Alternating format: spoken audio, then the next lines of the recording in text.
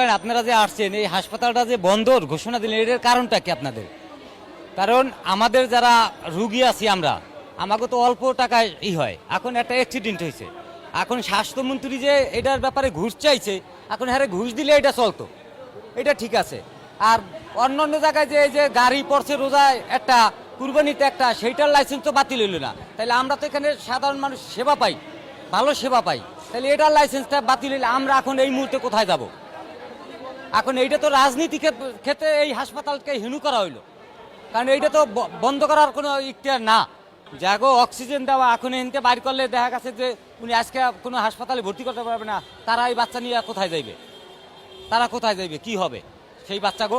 এখানে তো হাজার হাজার অক্সিজেনের রুগী আছে, আমার আছে, আর একজনের আছে, আর এক ভাইয়ের আছে, আর এক বোনের আছে, আর এক আছে, তখন তারা কোথায় যাইবে? এখন যদি ওনাকে বড় অঙ্কে টাকা দিত তাহলে এটা লাইসেন্স ঠিক থাকতো, কারণ এইটা রাজনীতি ক্ষেত্রে এটা হিনু করা। এতটুকুই আমার কথা, যে এই হাসপাতাল যাতে বন্ধ না করে।